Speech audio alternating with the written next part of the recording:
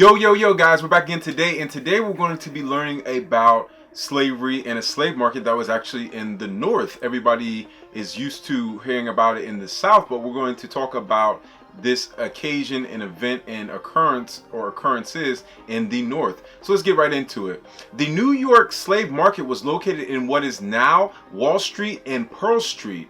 Slave labor was supplied due to New York City growing at a rapid pace in 1711. New York City was also the biggest slave-owning place in the North. Many white American households had slaves in their homes, and these slaves did house duties such as cook, sew, and watch the children. These slaves would also do outdoor duties as well, such as building ships, harvesting, and planting crops in uptown. The African slaves would also bring goods and supplies back and forth to their masters, and also supplied steaming hot corn and fresh oysters, which is considered the city's first fast foods. As time went along, more and more slaves were being brought into the city or New York City. Many white Americans of different occupations would purchase these slaves and taught the slaves these trades. When the owner of the slave would run out of work, he would rent out the slave for half or a half discounted price to someone else to use for a certain amount of time. So many African descent peoples walking around the city now, it made whites in the city very nervous, and the thoughts of a slave uprising was very present. So the citizens started to complain and demand that a market where slaves could be sold, bought, and hired be established. Soon after, a law was passed by the city council that all Negro and Indian slaves that are let out to be hired at the market house at the Wall Street Slip. Also in earlier years, in 1702, a law was passed to prohibit slaves from gathering in groups of 3 or more. This was the city's first slave market and is also known as the Mill Market because grain was also sold there as well. The Mill Market was one of the most profitable slave markets in the U.S., and Pier 17, or known today as South Street Seaport, was where the slaves would arrive. Slaves also contributed a lot to the city's earlier construction, including the wall in which Wall Street got its name from. This wall was originally directed to be built by Dutch Governor William Kieft to protect against Native American raids against white settlers in the 1600s. The governor tried to tax the Native Americans first, and when that did not work, he tried to drive them out. This led to the raids. Though the market was made for the purpose of stopping slave rebellions, these rebellions still occurred nonetheless. In 1712, just a year later, 24 African slaves rebelled at the East River and started setting fires. This plan was to lure people out of their homes into a trap and then ambush them. Though this worked, within the next couple of days they were captured in a nearby woods. None of the slaves received legal counsel. Some were hanged, some killed themselves, and others were convicted.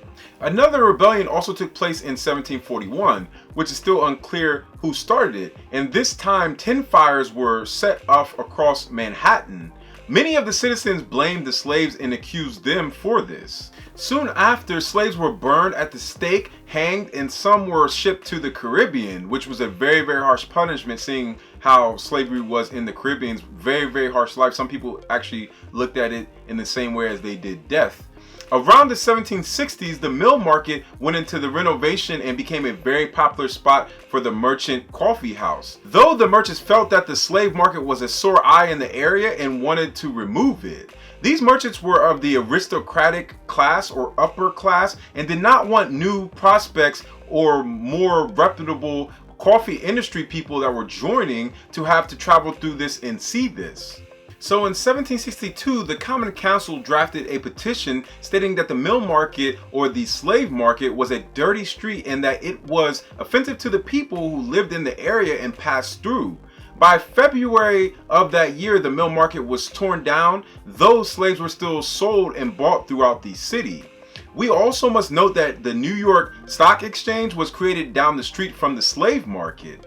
This exchange came from the Buttonwood Agreement. 24 brokers signed the Buttonwood Agreement to regulate trading securities and standardize commission compensation. This agreement was signed on May 17th, 1792 at 68 Wall Street under a sycamore tree, also known as a buttonwood tree.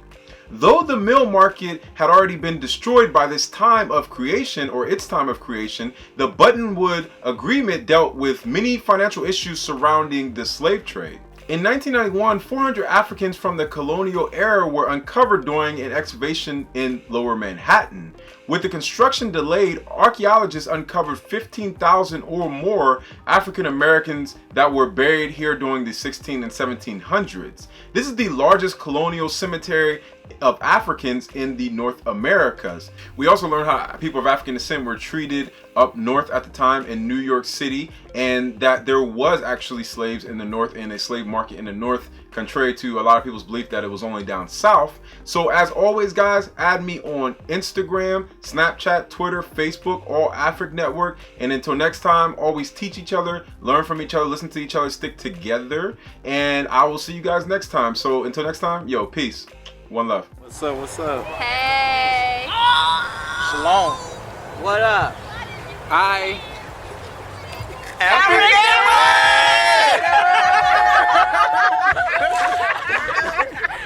We